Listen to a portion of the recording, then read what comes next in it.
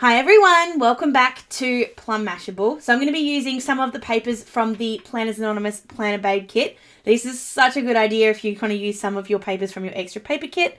So if you want to see how I made this one, then just keep watching. There are just too many gorgeous pieces of paper in this kit to not do something with the paper. So you guys know I love pockets. I love anything that I can add into my planner that adds a little bit of extra storage. So I'm going to make this cool kind of pockety thing. It'll make sense as we go along. So I'm going to use these two pieces of paper. And what I love the most, I think, about the new paper kit from Planners Anonymous is that you're never going to feel the guilt for using your papers. Because that's usually what I kind of get all uptight about. Because I don't like the idea of wasting my papers.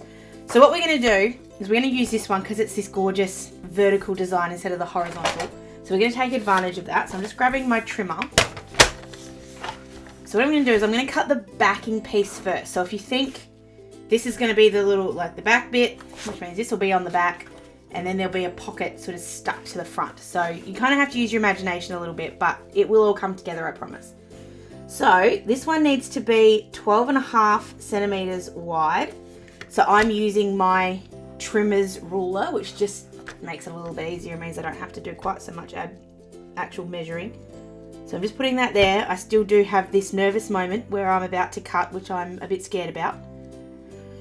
And I'm just looking at that thinking,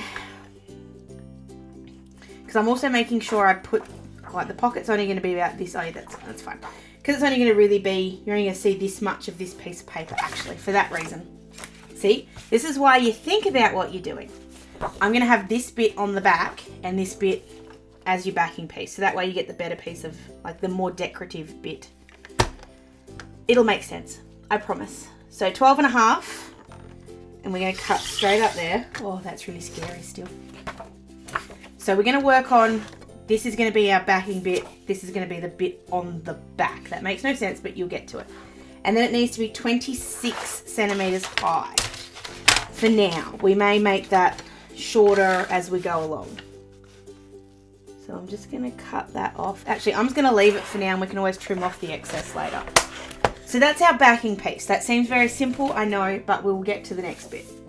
So for this bit, you need to cut this one a little bit smaller. So this one will be horizontal, and we're going to cut this to 13.5 wide, which is just there. So 13.5 wide by 19 high. I don't know why I keep putting that bit away, I just do. So I'm just making sure I got the piece I want. So there we go. There we go. So they're the two main bits. I don't need my trimmer anymore, but I do need my scoreboard. So when we're working on this bit, what we need to do is make this bit into our pocket. So we need to measure out, and because my scoreboard is in inches, not in centimeters, that's just a deficiency of my board. So what I need the front to be here is 11.5. So because I cut that to 13.5, it should just be 1 centimeter on each side. So I'm just going to measure that out and just mark the spot. And then I need this to be 18. So because I cut this to 19, the centimeter at the bottom should make it easy. So I'm going to chuck this on the scoreboard and just score down those lines. You don't have to be 100% perfect here. As in, it doesn't need to be exactly a centimeter, because you can kind of work with it. That's definitely not a centimeter, I can tell you that. What did I do? I had a 1/2 centimeter moment. Nice work. So just lining that up. You don't have to use a scoreboard. If you've got one, obviously it makes life a little bit easier. If you don't panic. Just a ruler and running it down the thing works.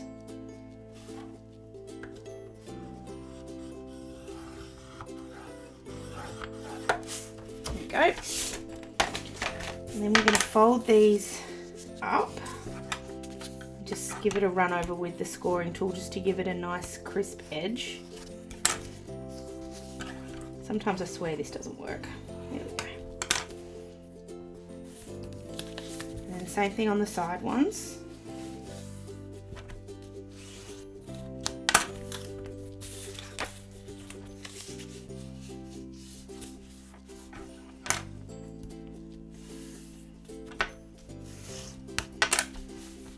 There's our little pocket.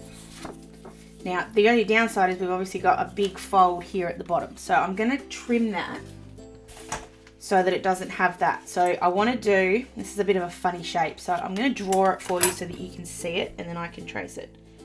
So it's a straight line on this bit and then you kind of roll up. So it's a straight and then a curve. So hopefully when I cut this, you'll be able to see what I mean.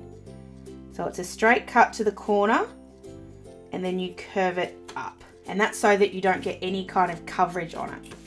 You do the same thing on this side, but cut it from the other side. So you straight and then curve.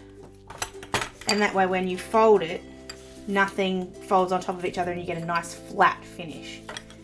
The other thing I'm going to do while I've got my scissors out is just cut. Now I want to do a little, like a little dip in it. Where did I put that? So I'm just going to find something round. There it is. That's going to be too wide. Okay. So I want to do kind of like a little circular lip here, but I'm just going to leave it for now because I can come back and do that once it's all, well, once I've sort of got my piece of paper stuck down. So I'm just going to cut these two for now, which will give us the little ability to push something in there. And then just so you guys get an idea of what I'm doing, this is going to sit on here. Sit on there like that. And then that's going to be the tab, and then this will fold down. So it'll fold down and look like that. Which now I really don't like the fact that that's going to be upside down, but otherwise that's upside down. So I can have it so that the pens aren't upside down on the front, but they are on the back. I might cover that up yet. We'll work on it.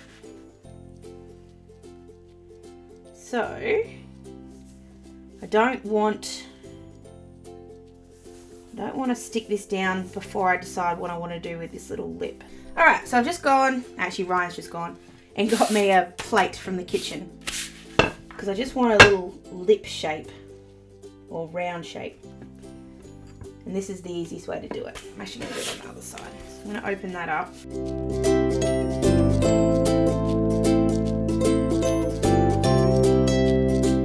Because it's on the back side, if it's not right across the line, it's okay.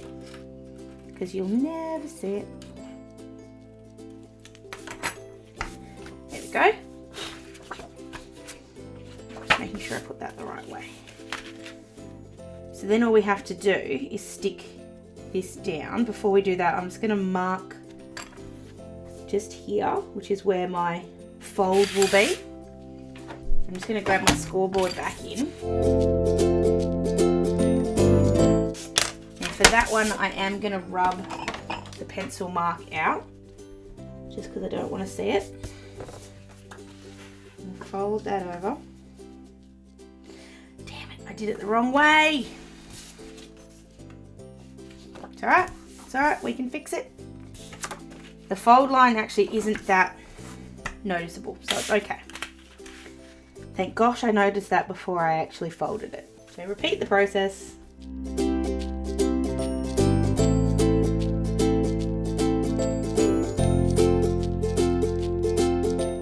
Alright, now we can stick it down. So I'm just going to grab some glue tape.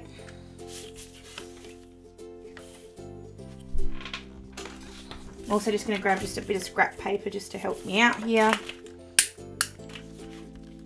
So just running it all down that flap. Try not to do what I just did and put it on the actual bit, actual front bit. The upside of these dots, and I've said it before and I will say it again, is that they're very easy to remove by just giving them a gentle rub. I love these dots. So putting it all the way around.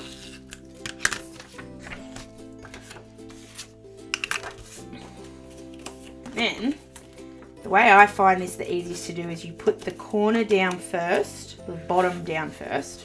I'm going to make sure this is right in the middle of the screen so you guys can see. So you put the bottom down first, because once that's down, the rest should in theory come down reasonably easy.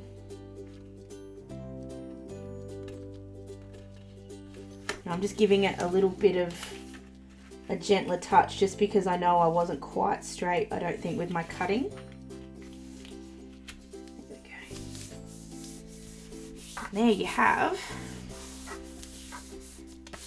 the little pocket, and that folds over. Perfect! Yay!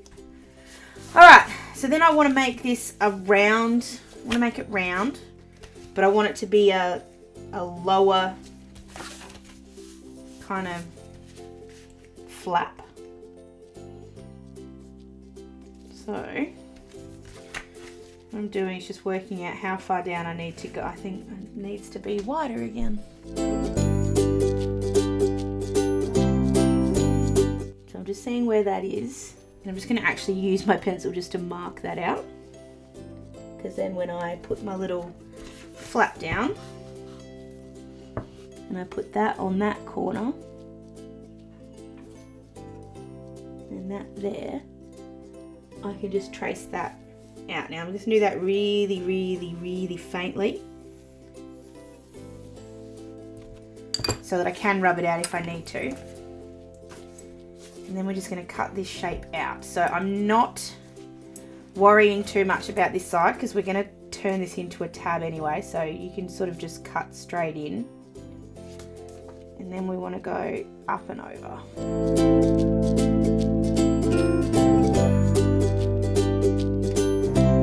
And then that'll fold down just like that.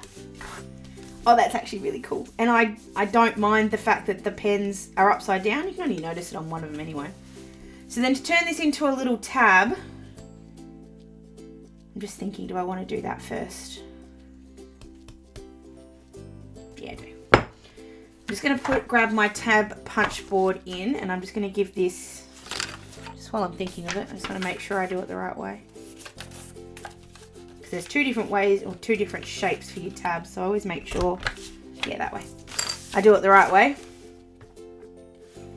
And the only thing I'm worried about is if I didn't do that wide enough, but if I didn't, well, I'll just have to deal with that. Okay, I didn't. So what I'm going to do will be a bit tricky. I'm just going to line that up just a little bit. Do an experiment before you do. No, it's got to go away. Okay. You know what? Rather than using the tab board, I'm just going to kind of make my own sort of tab shape.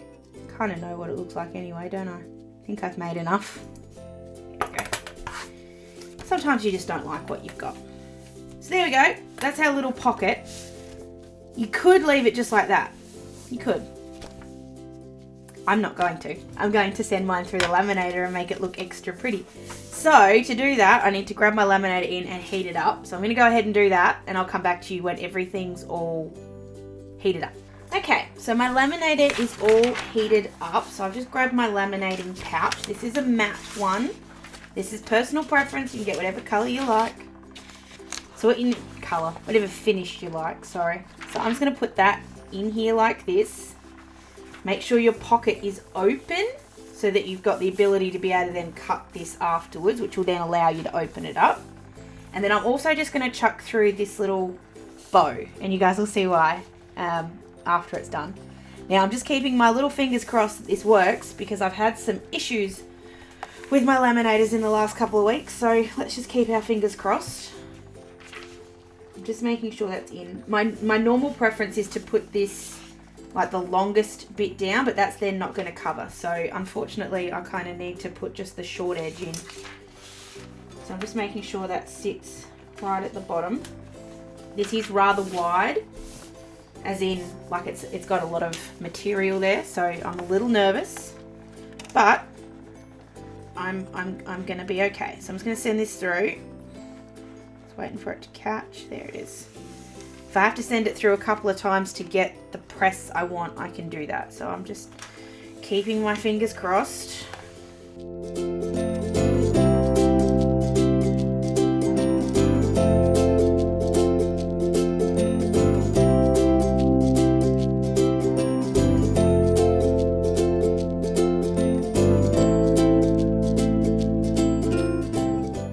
So what I'm going to do is cut out my shape, and then I can send it back through a few times to try and flatten this out a little bit. So I'm going to grab my trimmer in, and I'm just going to do this by sight. I'm pretty sure my bottom is straight, and I'm paying a little bit of attention to where my kind of what I call the bubble line, which is sort of where my laminator hasn't stuck. I'm just going to run my scoring tool just down the side there a little, just to try and move some of that air around. Sending it back through again, so it should be okay. I'm just keeping an eye on where that is. Straight through for that side. And I'll do the same thing for the other side. Good thing with this laminating pouches is you can always see through, so you can see where the line is. Just going to cut my little bow out too. I'll go around that properly in a sec. And I'm just going to cut this off roughly just so I can go over it. So I'm going to cut out the little semicircle first, so that same thing here, I've got my kind of shape right. And again, I'm paying a little bit of attention to my bubble line, but not too much. I'm just trying to make it even if I can. And we'll just go around that tab shape.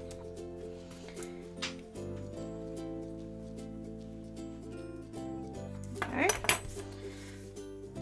I'm a little bit open on this side, so I'm just going to run that back through again. I'm just going to give this a little rounded edge.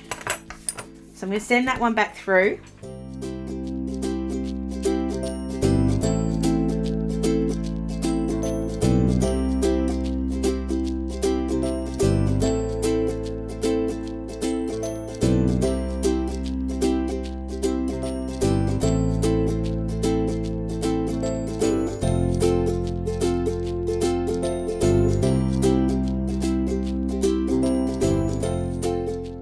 I think I've got that to a point that I'm happy. I'm just going to fold this over because I've already got the score line there.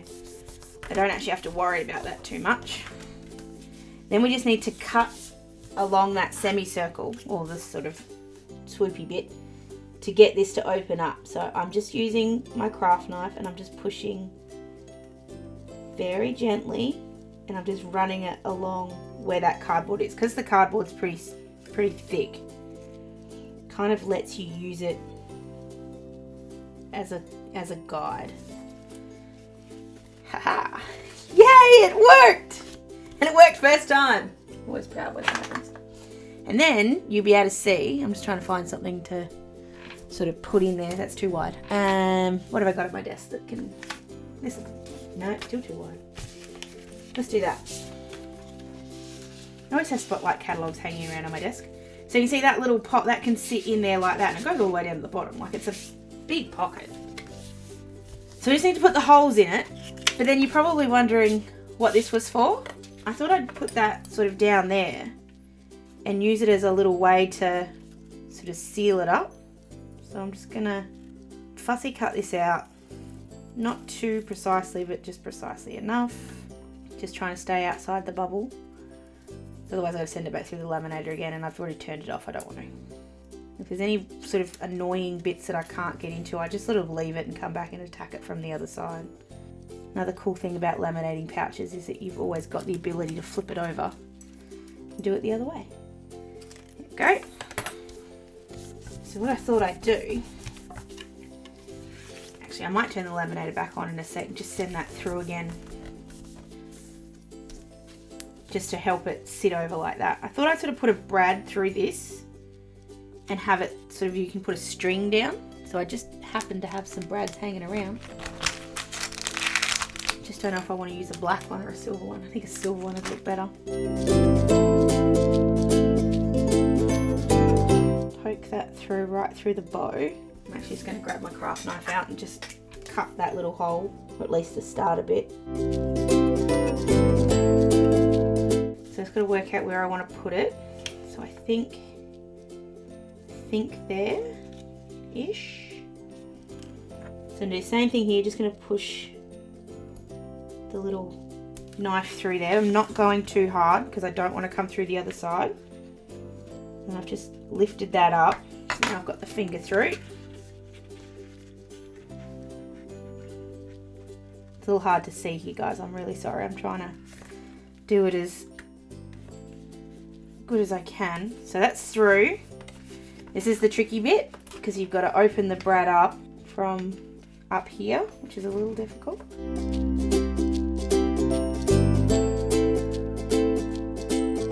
Here we go.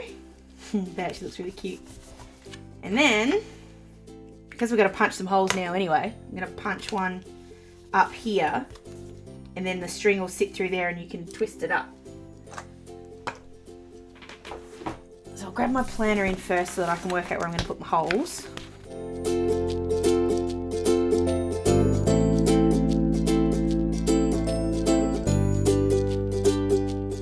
The other thing I love about matte laminating pouches, you can write on them in pencil. And we'll just punch those out.